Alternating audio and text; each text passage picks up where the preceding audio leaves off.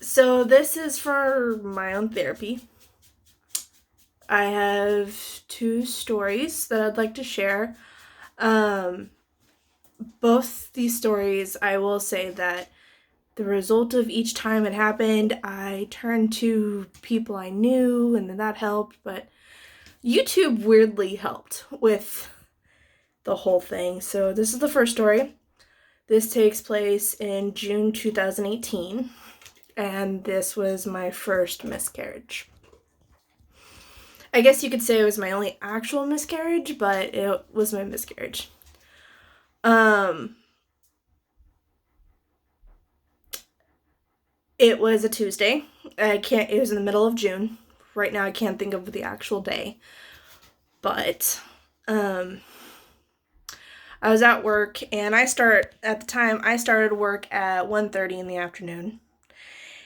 And I worked at a hospital and I worked on the surgical services floor, and at the time I didn't do direct patient care, but I am a certified nursing assistant. I'm CNA. Yay. But at the time I didn't do direct patient care, but I was working on the floor. And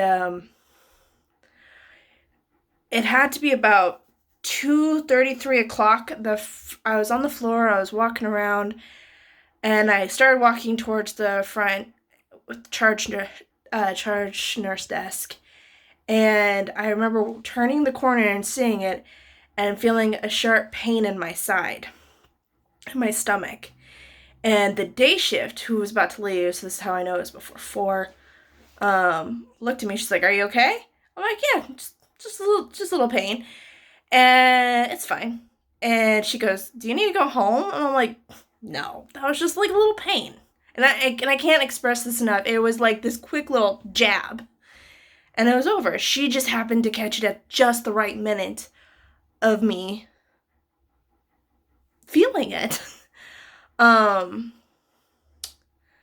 and then by 4 o'clock, it was just this steady pain, constant, and just these constant pain, but like these stabbing feeling. And but I was insistent that it was fine. I'd been in worse pain. I'd had worse cramps in my life. And honest to God, at that point, it was true. Um, at about 4 o'clock, I went to the bathroom, and see, this was a Tuesday. And I had finished up what I thought was my period the previous Friday. And I saw a little bit of spotting. I was like, well, that's weird. But I can't stress enough, I have incredibly weird, awful periods. Like, truly tried talking to doctors about it. It's this ongoing struggle. So honest to God, I didn't think anything of it. Um yeah. Um but like I said, it was getting consistently more horrible, and I was talking to people, still laughing with people, but I'd grab my side and I was walking holding my side, holding my stomach in place while I was talking to people and cleaning and stuff like that. And everyone's like, "Are you alright?" I'm like, "I'm fine. It's just a little cramping. Not a big deal." And that's, at the time, again, it was true. About 6 o'clock, my buddy Charles and I were cleaning a room, and he's like, "Girl, do you need me to run a pregnancy test on you?" I was like, "I'm not pregnant." And he's just like, "You might be." I'm not pregnant. But sure.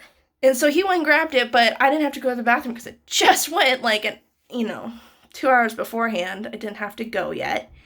And so I continued cleaning. I'd already called my mom about 5 or so, and she says, and I tell her about this pain. I'm like, "It's weird. I don't know what's going on." And she's like, "Bonnie, you could be pregnant." I'm like, "Mom, I just had my period." And she tells me the most annoying thing I've ever heard in my life, and I can't describe how I'm just still so annoyed that she never mentioned this before.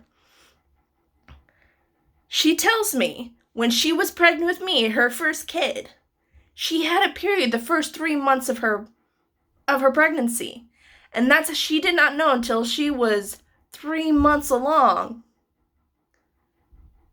over 3 months along, that she was pregnant with me. because she had consistently had a period. When she went into the doctor's, she said the last period was weird, and so she wanted to go get that checked. And that's when she's found out she was pregnant with me and how far along she was. I always questioned how she knew I was always a girl. I was like, what was the boy name you came up for me without knowing? And she's like, I always knew you were a girl. Honest to God, I'm still annoyed that she never, before that time, mentioned this. Still something that just annoys the absolute shit out of me, because come on. I already have really a fucked up body. I already have a really screwed up body. Why would you not tell me that this could be something possible? So anyway, I remember exactly where I was this next moment. I was in room D338.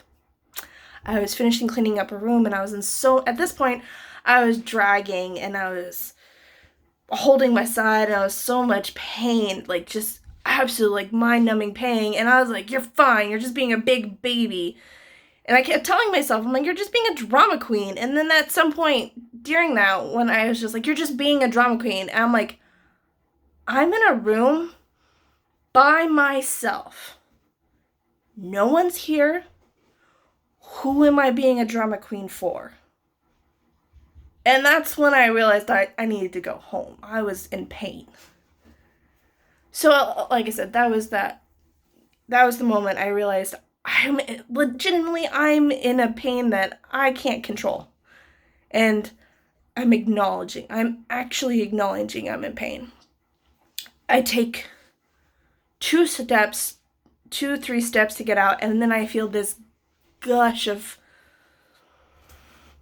this might be graphic, but gush of blood go down my legs, and the pain was so bad, I crumble over, and so when my evening charge nurse walked by, she's like, are you okay? And I couldn't talk, I was like, I just shake my head, and she's like, oh crap, and runs to go get me a wheelchair, and I get descended on by like 10 nurses.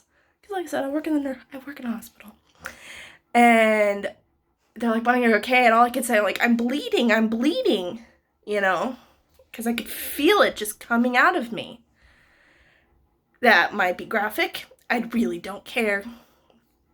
So they rush and put me into a wheelchair to wheel me to the back of the unit where we keep extra gurneys.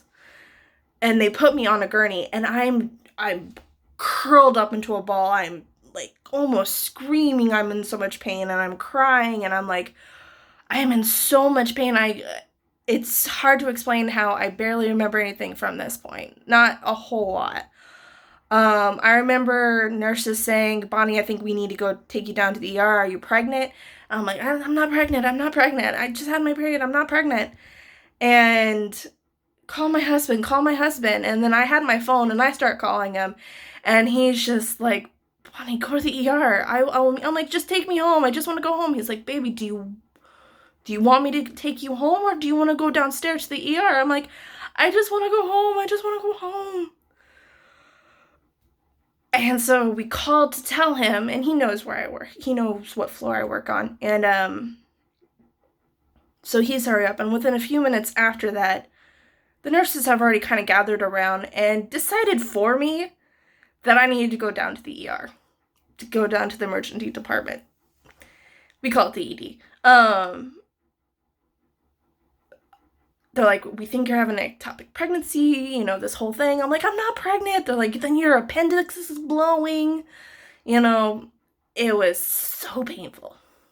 So ridiculously painful. I can't describe enough. So they load me back into a wheelchair, and they start wheeling me down to the emergency department. And we meet my husband at the elevator. He rushed over. He got into the emergency, him and my nurse Carrie took me down there and got me there, and I was there. We got down to the emergency department before 7 and checked in, and I didn't see anyone I didn't go back there until, and the ER was so busy. They worked so hard. Um, but I didn't see a doctor until 11. I didn't get taken back into a room by myself. I did get triaged, and my blood pressure was crazy high. Who knew? I was taking blood samples and urine samples, but that was before I got back into a room. And at one point when we were there, the first couple hours, there's this guy. Still in a wheelchair. I'm still in a wheelchair. And our wheelchairs work so that, like, someone can push you, but you can't wheel yourself. And Brian's sitting in a regular chair, and some guy is, and this is a packed ER. Some guy is sitting next to him, and he is slowly kind of amping up. And this guy, obviously, I used to work float pool, so I knew this person was a frequent flyer down the ER. I recognized him, and I knew the signs of him amping up to the point of he has mental illness, and I couldn't tell you what kind it is. I would never reveal that anyway, but I knew he was getting amped up, and it was scaring me, and it was scaring my husband. So when we got taken back for blood work, when we came back and had to be put back in the waiting room, we moved somewhere else, and my husband pulled the security guard away and was like, hey, this guy's kind of amping up.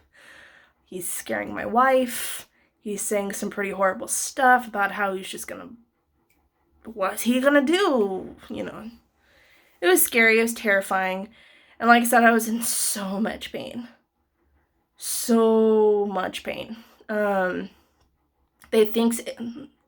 first they think it might be my appendix, but it's on I'm holding the wrong side of my body. But some people's appendixes are on the wrong side. That happens. My friend, her appendix was on the wrong side. So that's what they thought at first. And then the doctor comes in and says, around 11:30, and says, you're pregnant! And my husband and I just stop and just stare for a second. Because I have PCOS. I do. I have PCOS. I was not necessarily told I was never going to have children. I was told it was going to be hard to have children.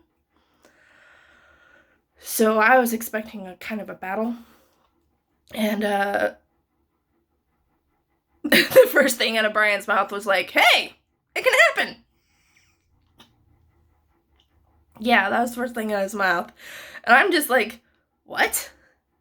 And I didn't really want to say anything from that point on because, hey, cool, I can get pregnant. But I knew something was wrong if I'm in this much pain.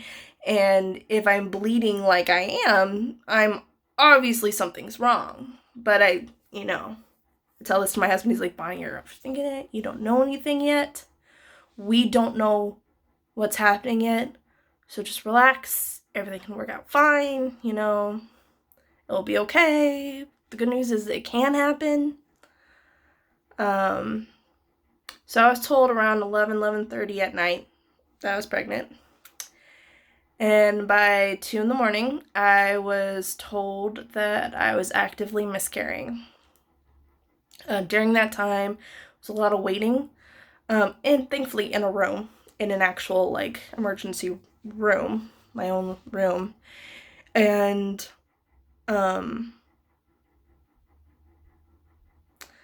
waiting for the ultrasound people to come in, and my nurses were super nice. Yeah, they were great. Very, very nice. The ultrasound guy comes in, he's like, when's your last period? I'm like, it was Friday! And he's just like, that wasn't really your period. You just think it was. I'm like, dude! Whatever. So anyway, he does the outer one, and you can tell he's not finding anything. So, but it wasn't necessarily unusual because of how early it had to be. And next is the transvaginal one, which is I'm already in pain, and that would just amplified everything, and I tried so hard to sit still. and the screens turned away from me and my husband. But I know the ultrasound guy can see it, and I know the nurse can see it, and I could just tell on the look on her face that they weren't, whatever they were finding wasn't good. Turns out they weren't finding anything because I was actively miscarrying. That was horrible. It really was. It was pretty awful. But that experience was the nicer of the two. I'm really, really, really lucky. I took a couple things away from that I could get pregnant, which was cool. It's one of my biggest fears in the world, that I not being able to, up to that point. And two, like I said, it gave me hope. And I'm also really lucky, really, really lucky that I did not know beforehand that I was pregnant and losing a baby. I had 3 hours to get attached, and even then I wasn't getting attached because I knew something was wrong. I'm really lucky. I can't stress that enough. I'm really, really lucky that as painful as it was, I wasn't attached to anything then.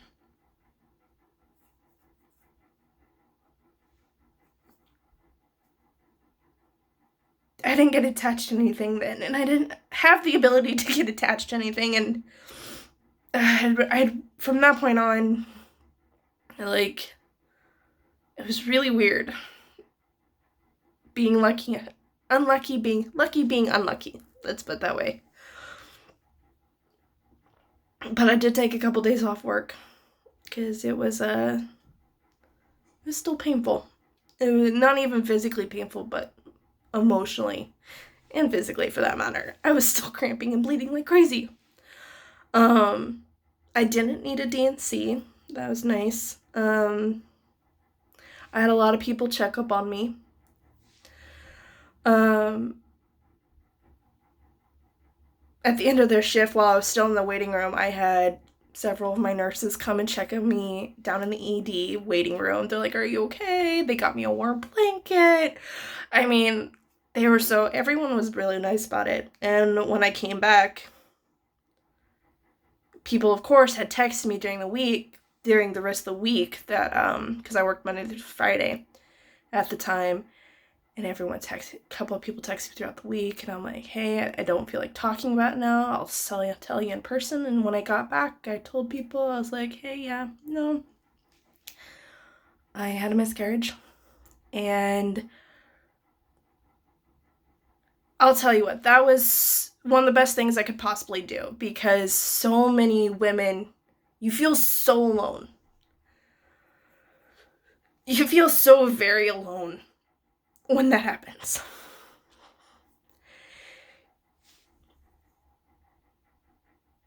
You say to yourself, "What have I done? What did I do wrong?"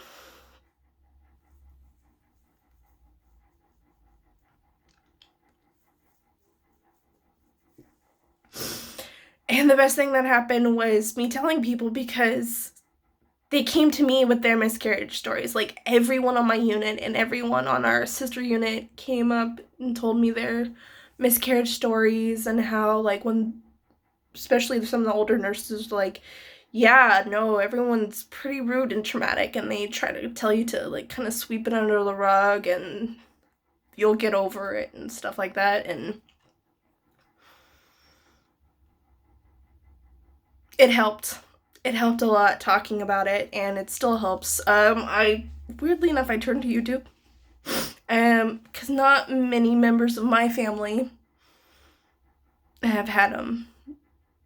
But my husband's family was really sweet and supportive, because, God love them, they've been through some of these things. My mother-in-law was the sweetest person. She gave me the biggest hug when she saw me. We don't live in the same state. We live 2,000 miles away from her, and next time she saw me, she gave me the biggest hug, and she cried with me, and that was nice.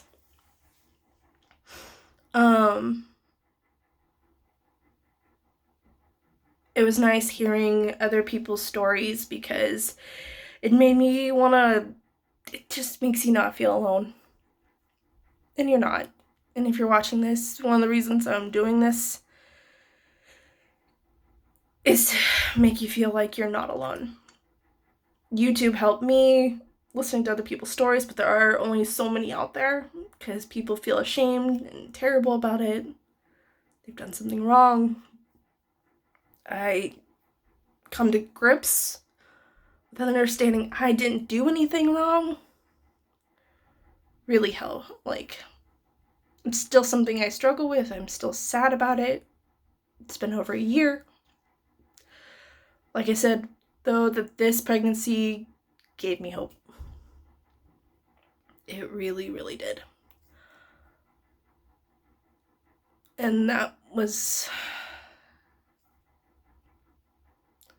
my first pregnancy in June 2018.